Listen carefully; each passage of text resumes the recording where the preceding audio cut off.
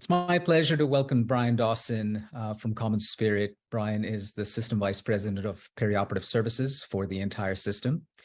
Thank you for being here with us, Brian. We've been partners with you and CommonSpirit for many years, and it is always a pleasure to speak with you. Thank you, Sanjeev. It's a pleasure to be here. As you know, the theme of Transform, which is very topical with what's going on in the industry, is about ROI through AI in healthcare operations.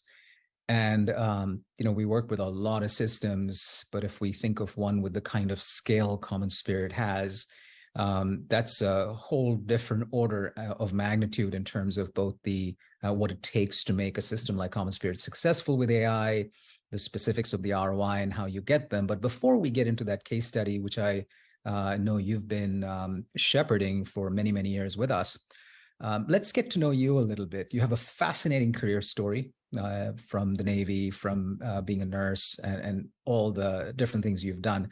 Tell us a little bit about your story and your current role as well.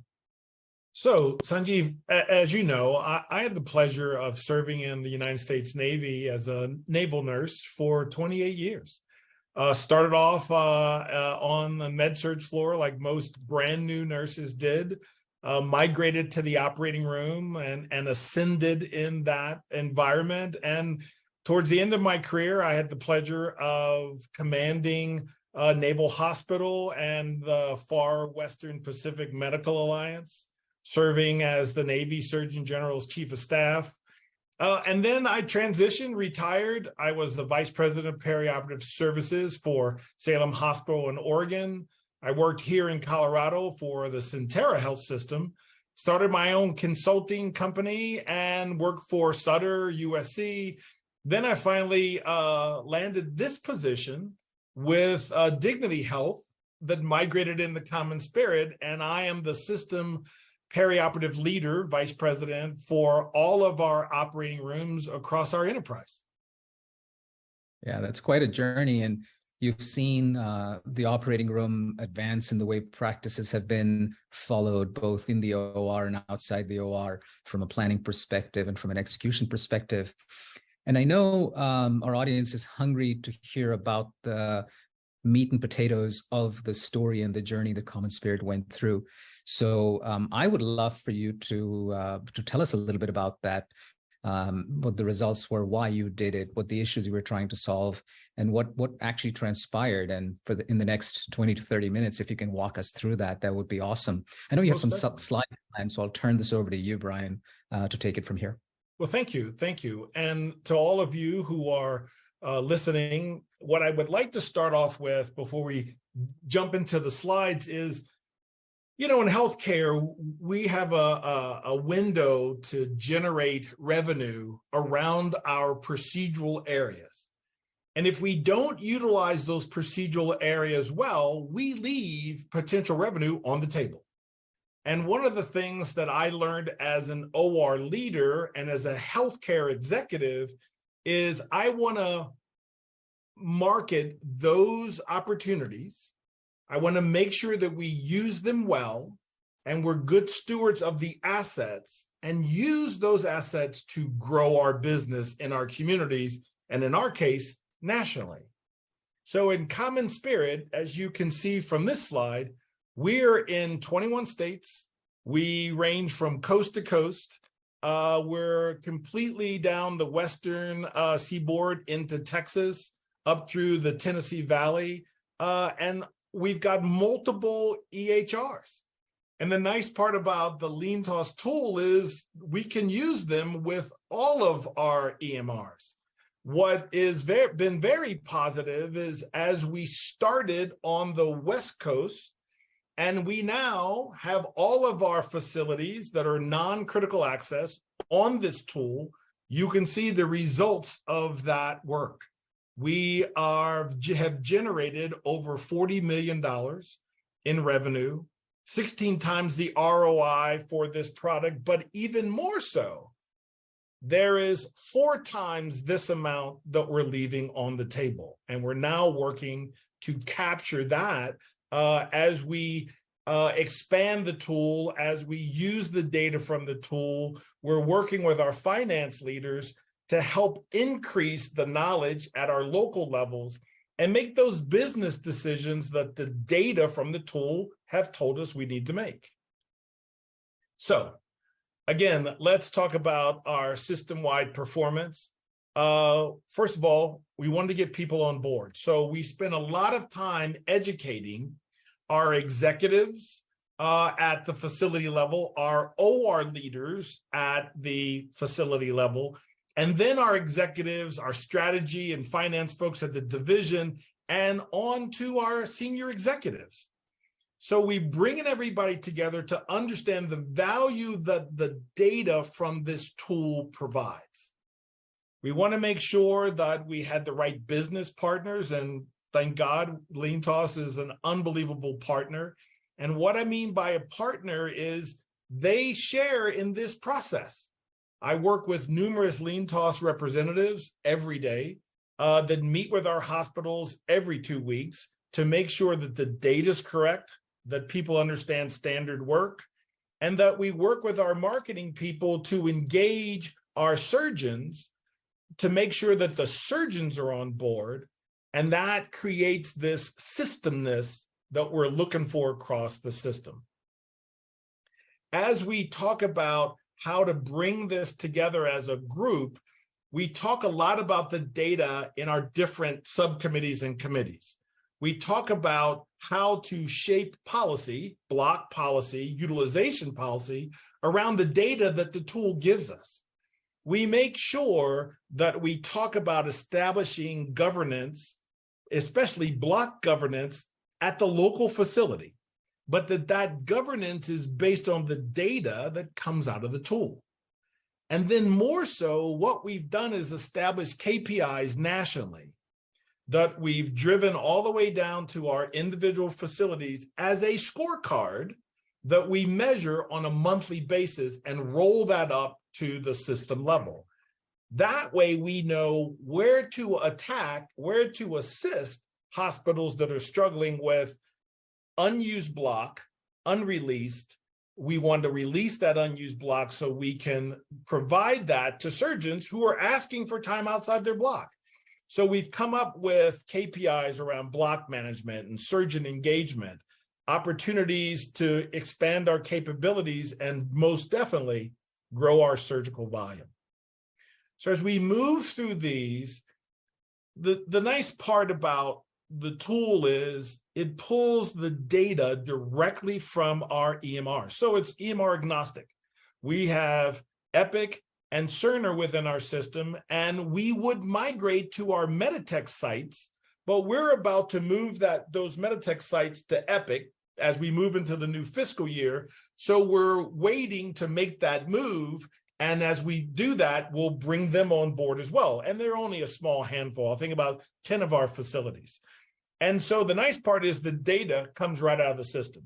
So when we have discussions with providers or with facilities where they say, Brian, we don't trust your data, we can sit down with them and walk them through the process of how the data is collected and show them that it comes right out of the EMR.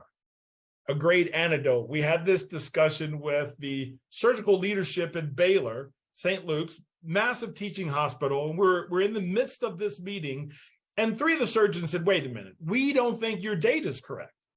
So along with the help of one of the LeanTaaS representatives, we walked them through the process.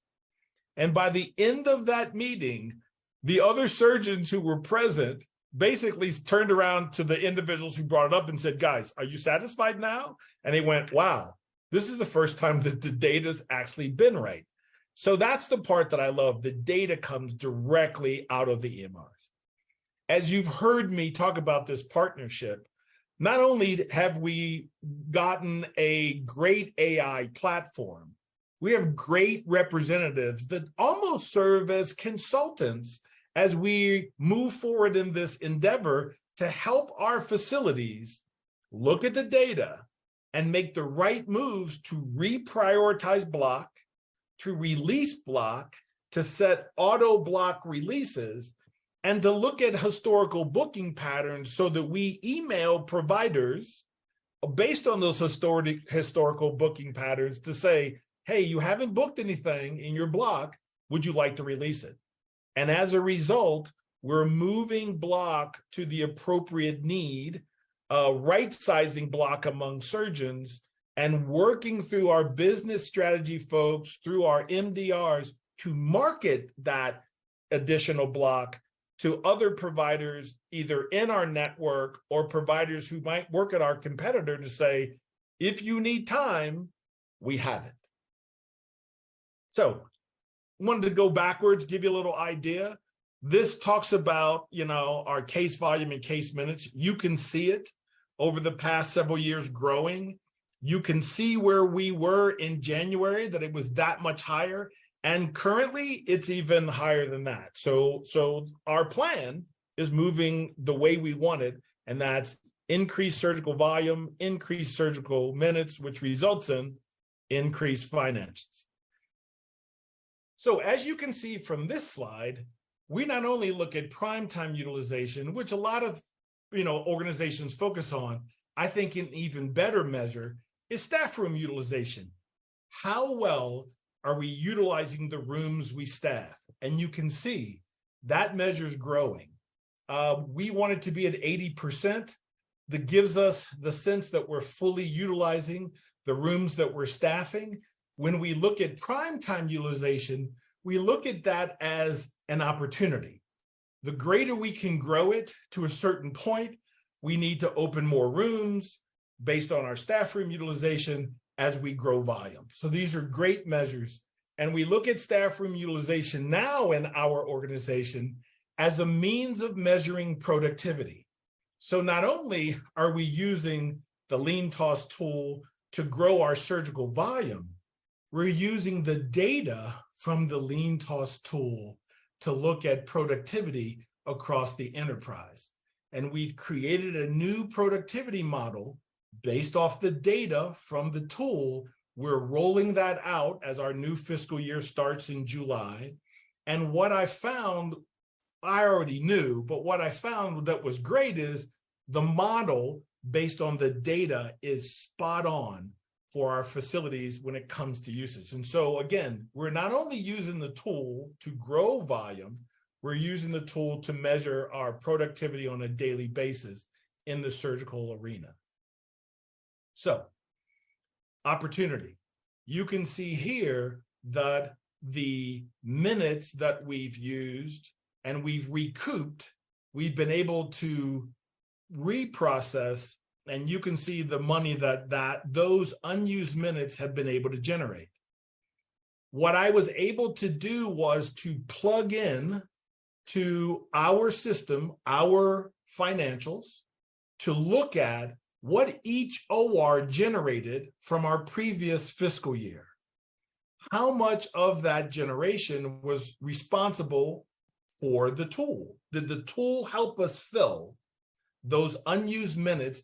What did we generate from that? And we'll talk about that equation in just a second.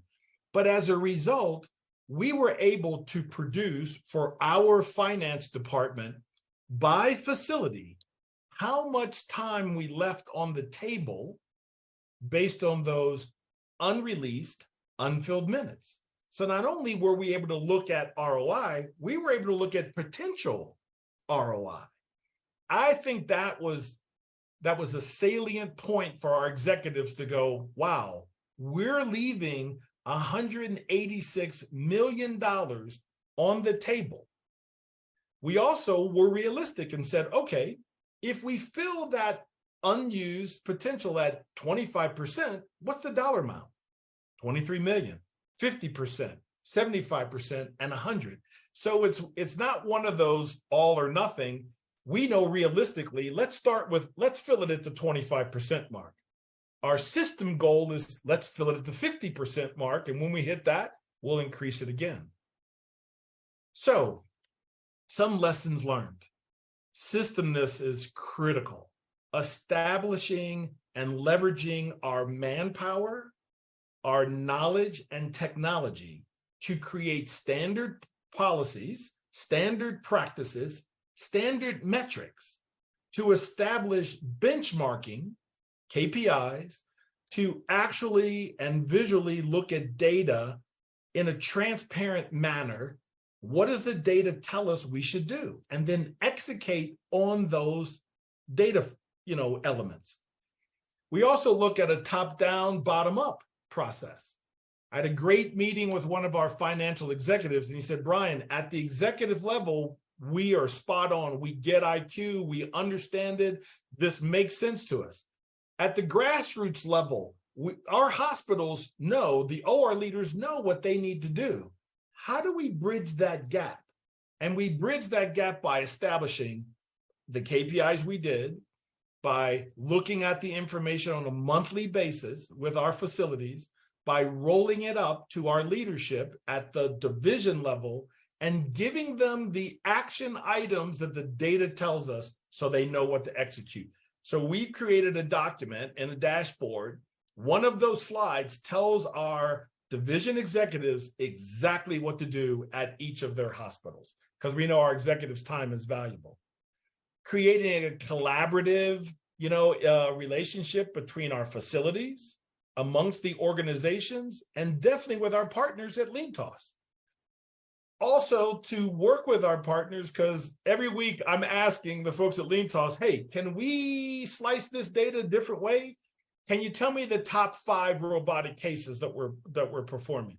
Can you tell me by volume who the top robotic surgeons are? Because we're doing a deep dive into robotic surgery. That's what this data allows us to do. Thank you, Brian. That what a great case study, and the level of detail you went into. Thank you for that. I want to bring this back to the fact that in retrospect and in hindsight, packaging what the results are is very, very impressive. But the process that I know we went through with you and you went through over the last few years has been one where it took a lot of effort, and it took a lot of change management, and it took a lot of data cleansing. And in fact, to be honest, based on the work we've done with you and the way you've guided us over the years and the issues we ran into with the data and the quality of the data and the processes that needed to be established, we've come up with this sort of high level thing we call the magic formula or the magic equation, where leaders like you and every C-suite leader in this country wants to transform their operations, specifically in the OR because it's the economic backbone of the hospital, but also on the inpatient side and also in their cancer center and other places. And one of the things that we think is pretty important is to keep what we call this tripod in mind, where there is an order of operations. Clearly, you need a technology platform. And so if you think about the artificial intelligence you spoke about, releasing time early by predicting who is not going to use time, future case volume to help manage staffing better case length estimation, all of those fall in the wheelhouse of a great technology platform. But that's only one leg of the stool, and you touched on the other two in so many parts of your talk that I want to go back to them, because it's easy to start with, oh, it's a great tool, it's a great platform, et cetera, et cetera. But you and I have talked about many times, you've called me up many times and said, the thing that I appreciate about this partnership is, yes, I like your tools, but I like the way we partner together and do things together. And the two pieces that we've brought out here are, in addition to the AI, this piece of extracting data from the EMR, which is often dirty, and it's not doesn't have what we call the hygiene that it makes it garbage in, garbage out. Mm-hmm. So and then even after you have the tool with clean data, you need to embed it into the workflow. The OR committee needs to use it, and the schedulers need to use it. And so that leads into the third leg of the stool, which is people are used to doing things the way they do them. Yes. And to get them to do things differently, surgeons, periop leaders, et cetera, is hard. So you don't actually achieve any of this ROI until all three pieces are in place. So let's not belabor the point about the AI part. Let's talk about data hygiene and workflow automation. And then let's talk about change management. Any other things you would like to bring out other than what you already talked about in terms of examples or what the challenges were that you had to overcome? I think you literally hit the proverbial nail on the head. The AI is really the foundation. The biggest heavy lift was creating standard work amongst our schedulers, because they're used to receiving phone calls. Doctors' offices are used to picking up the phone and calling. A lot of our leaders said, as we started this, no, our surgeons want that personal touch. And so it took a time. It took us sitting down with your representatives, creating that standard work, and then unfortunately hand-holding each facility through the process. The change management, I think, has been our biggest challenge. And as I said to our executives just recently, what's important to the boss is important to me.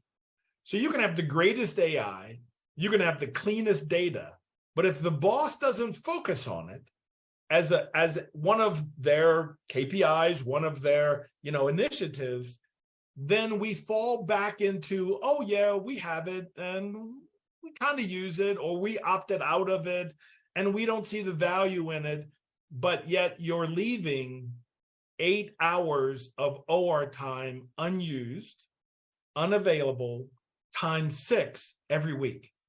Why would you not want to fill that? Oh, wow, Brian, really? And so part of what I found is you have to create standard work. You have to hold people accountable to follow that standard work. And then you have to make sure that the executives in your organization understand, as you said, that our procedural areas are our financial backbone. COVID proved that. And if we leave unused time unavailable, we're leaving dollars on the table that we could use to provide more care to our communities as we move forward. So change management and making things important to our leaders is enormous. And that's that top-down piece that I talked about earlier.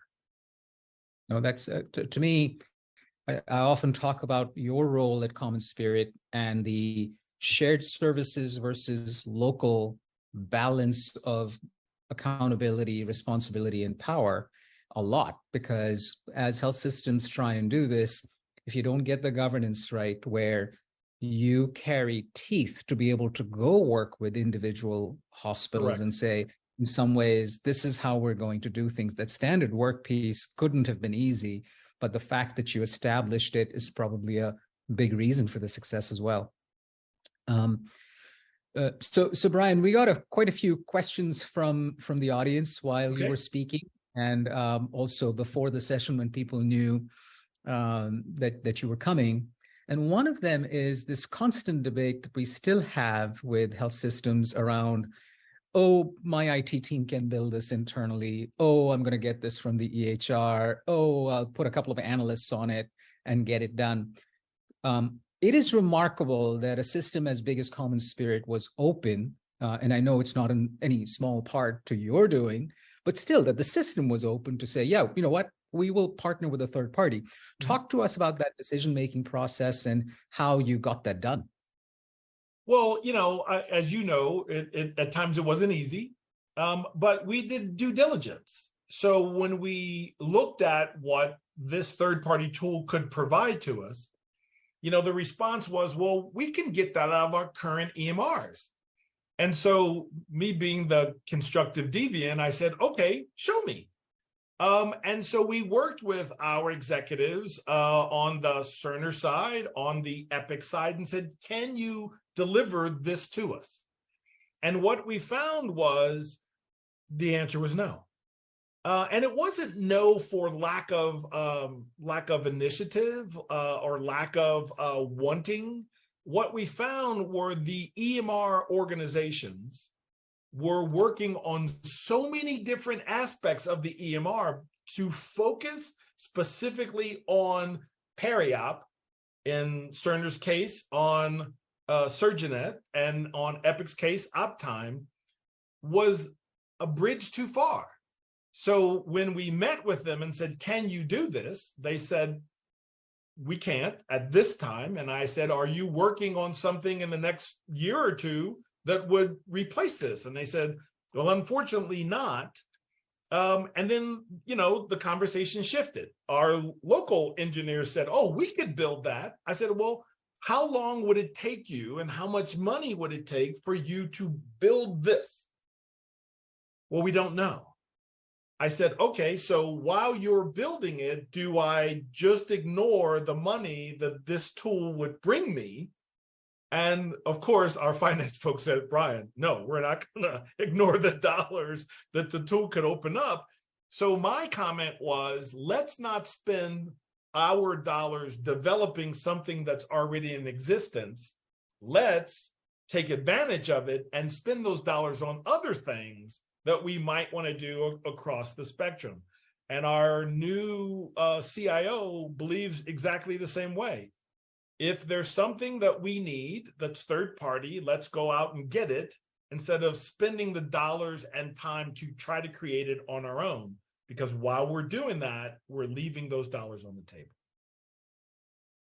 That's so rational. If you think about it, it speaks volumes, though, for top-down decision-making in a $30 billion system, which is not always easy, where there is so much process. There is so much kind of, I got this and this is my baby and this is my turf. And the business-led decision-making that says we have a need and the need is best fulfilled now. The other remarkable aspect of this is what you hit on was time to value. Mm-hmm. I like to say that in the end game, we're all dead in the really long term. And I kind of need results now if I'm a health system leader, especially these days when so many health systems are in the red. And so any increase in revenue or contribution margin can help. Now, if you think about other organizations, you've talked to other organizations about your experience. Have you found characteristics about systems that you think are better candidates for these kinds of transformations than others?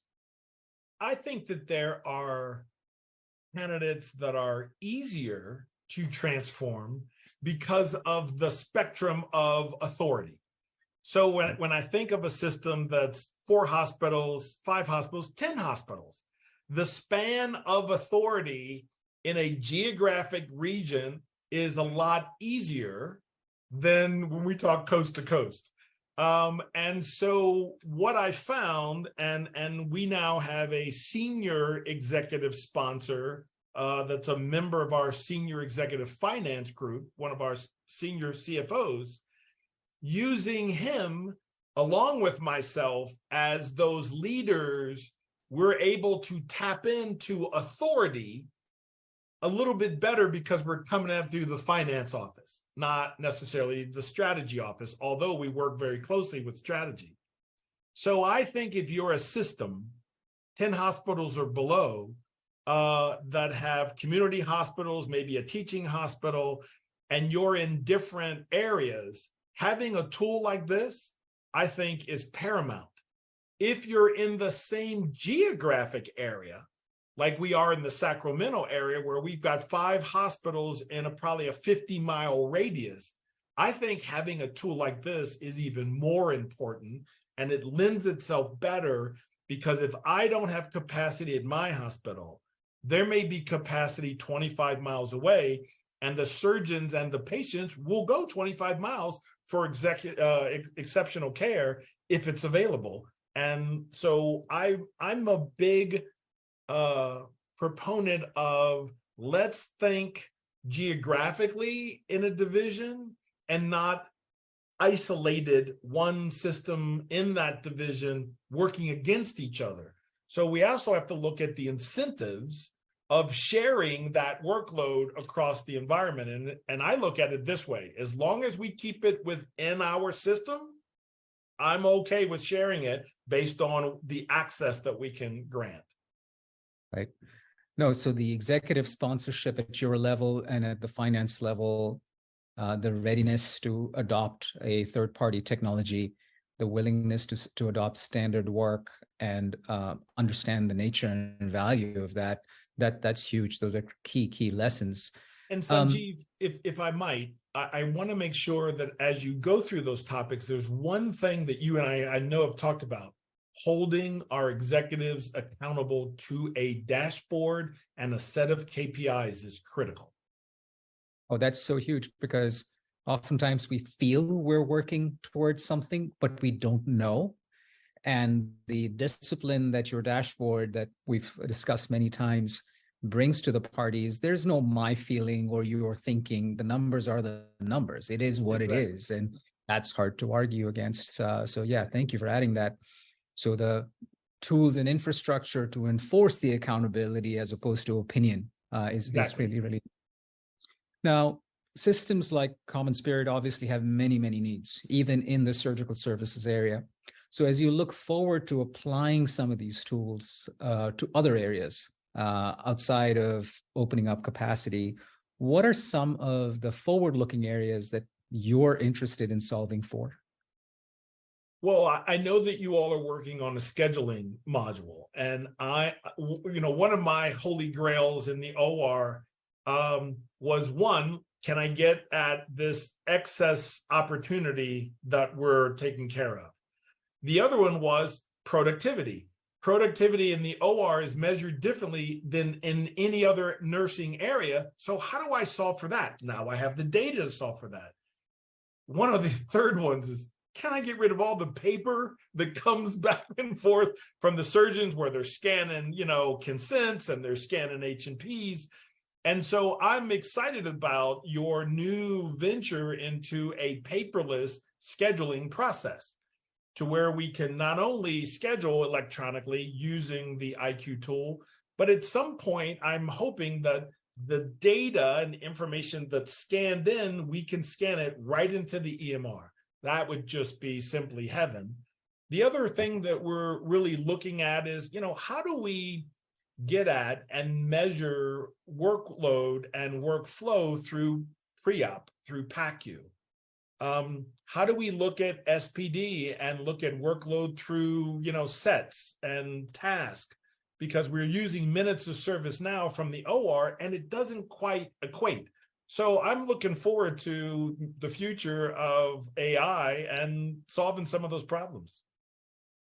Yeah, and as we talked about in the keynote earlier, one of the big areas, in addition to the two you mentioned, that we're also investing heavily in, and we'd love to talk to you in detail and others as well, is this whole idea of generative AI, which the world knows about as ChatGPT, but is really changing the way we will all kind of do business, where information comes to us through simple queries. It's almost as easy as doing a Google search, and you get all your data played back to you in a way that it's almost like a human being feeding it to you anytime, anywhere.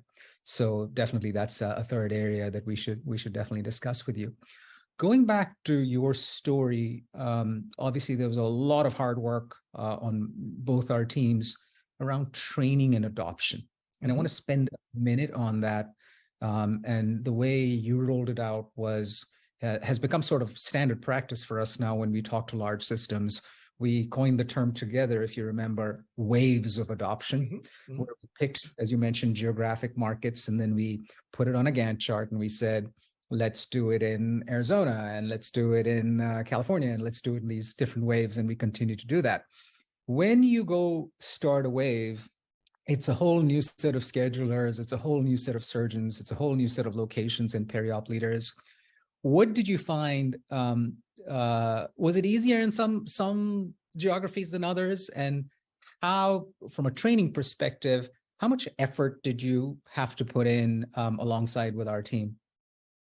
I think there was a bow wave of enthusiasm that occurred as we started to show the data from our West Coast facilities as we started to move it across the country, which made it easier. We just deployed over the past several months into the Kentucky Valley area. They were waiting for us, like, Brian, when can we have the tool?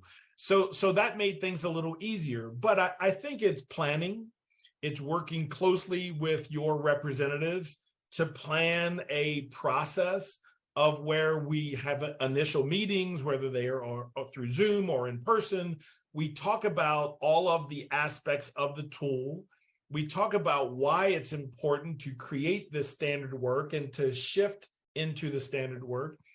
In some cases, we've given people to talk to in other divisions. Hey, I want you to talk to this scheduler. I want you to talk to this OR leader who's already gone through the process and knows how it works. And then we go in on our side, we have to create an interface to share data. So we created HL7 interfaces to feed data from the EMR live into the LeanTaaS tool, which was phenomenal. And once that data feed was locked and the data was flowing, we pulled historical data from those hospitals. And then we looked at it. And then we came in and we spend a lot of time with a member from my team, several members from your team who a lot of times are on the ground physically at a hospital. And we map out the OR. What rooms are used for what rooms can't be used. How many add-on rooms do you have? Do you have a trauma room? Do we do endoscopy? What are the things that we can get at through the EMR? Do you schedule in cardiac cath through Epic or Cerner, even though you may not document using those tools? So we build the process and what we're going to use the tool for specifically to each facility's needs, but we're measuring the same data. And that makes it great. So it's not one size fits all. It's the same data measurements, the same KPIs, but we adapt it to the hospital. Some facilities we've got that have hybrid rooms and do cardiac cath procedures in the OR. Others have a hybrid room. Others have an adjacent room. So we build it with that. And your staff, phenomenal. They serve as cheerleaders, consultants. Occasionally they crack a whip, and they become the face of the product.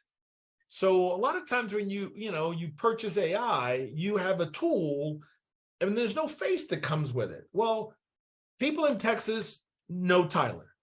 People in another division in Arizona, they know KJ, or you've got one of your individuals for the Midwest. She's phenomenal. And everybody knows their person. And the nice part is 9 times out of 10, when we have those monthly calls, we're just listening. We meaning the dignity side, because your representatives are running those calls. Adam is giving them the data, pointing out their data and what moves that they should make based on that data. And it's just been a phenomenal relationship. And, a couple of things that I'm just going to play back to you in what you said. One is the building the trust in a tool is very hard to do until over time it shows you that your life is easier. You can find more open time easily. Mm-hmm. The decisions are fairer. There's transparency. But initially, and on an ongoing basis, you almost need an advisor or a consultant next to you to show you the way. Yes. It's almost like a gym coach saying, I can give you all the equipment in the world, but I got to work with you to help you train better. So that has been very successful for us. And frankly, this partnership, it's a two-way street, because now our team is better trained, because a system like CommonSpirit probably has every form and function of deviation from the norm. So you mentioned hybrid room versus cath labs versus regular rooms versus you got robots or not robots. There are hospitals where prime time is calculated one way versus another way. So all different kinds of metrics. And going back to it's hard to almost remember now, given how long we've been working together, what current state used to be. But 2 or 3 things from our side that we've seen is we've got a Slack channel in our company that's called Customer Quotes. Mm-hmm. And the number of quotes we've gotten from CommonSpirit schedulers along the lines of, oh my God, what would I do if IQ didn't exist? Where would I find open time? I never want to go back to the world of picking up a phone. And that's really satisfying. Yeah. But it does take 2 to tango. I mean, the fact that your side, you are pushing so hard on governance and adoption, And we need to make ourselves available to make sure that that trust in the data and the process is built. That goes hand in hand. And I think that's the cornerstone of the partnership, and holding each other accountable. And the number of times over the years you've called me, Brian, and said, this is not going well, fix it, right? Yeah. So I mean, it's not your style to be quite like that, but we could read beneath the lines that this is not something that can be taken lightly. And so accountability on both organizations, right up to the top of our organization and right up to the top of yours. This has been fascinating and probably a journey that you could write a book on, Brian, from your end. As you look at, and I know a lot of health systems reach out to you and ask for advice as to how you've done this, and we've spoken together on many occasions. Anything else, if I'm starting this journey, if I'm a health system, like most health systems that are suffering from financial issues, money's tight, staffing is tight, and sometimes, frankly, that's the time when you need to do it the most, but you feel like you can't because you're resource constrained. Any other advice to systems in that situation? Yes, I would say we can't remain stagnant. What we've done in the past won't work today. We have to know our markets. We have to know our data, because if we don't, we'll make decisions based on fear. If I take this away from a surgeon who's not using it, they'll take all of their volume. It's never proven true. Most surgeons go, yeah, you are right. I don't use every Tuesday. I really use the first and the third. So at first, doc, just release the second and fourth. If your business grows, you have it.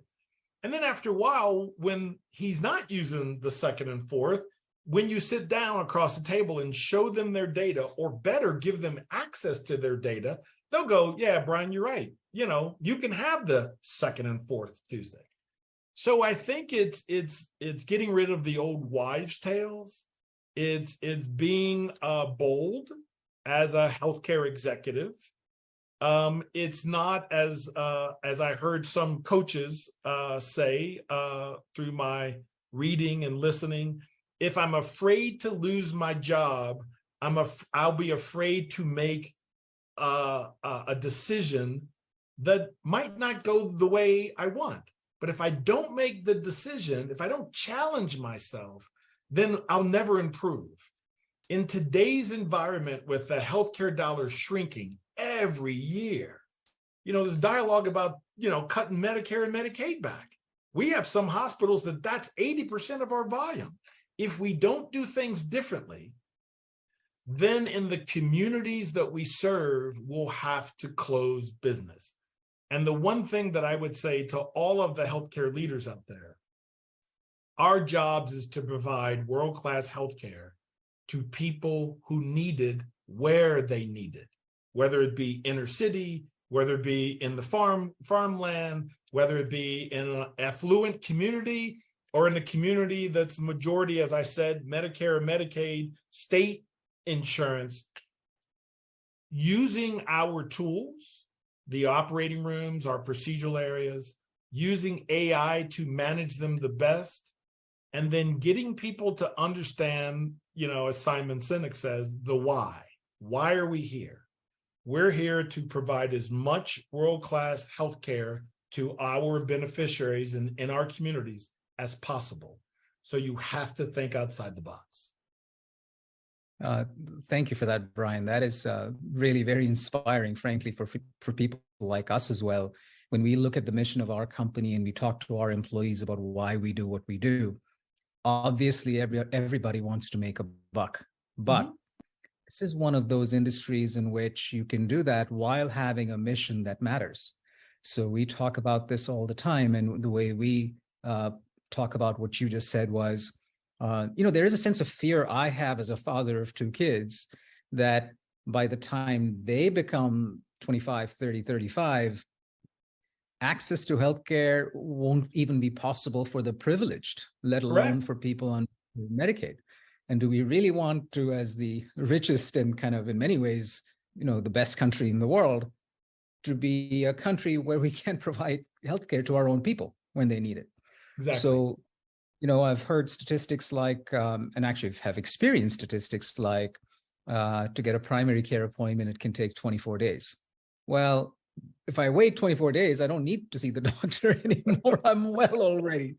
So those sorts of things are extremely motivating for folks like us who can see the impact and the change. Well, as always, we could probably spend another hour on this, Brian, but you've been phenomenal in both sharing your time and your expertise. I really appreciate it. Always great to see you. And I appreciate the partnership, Sanjeev, as always. Great to see you.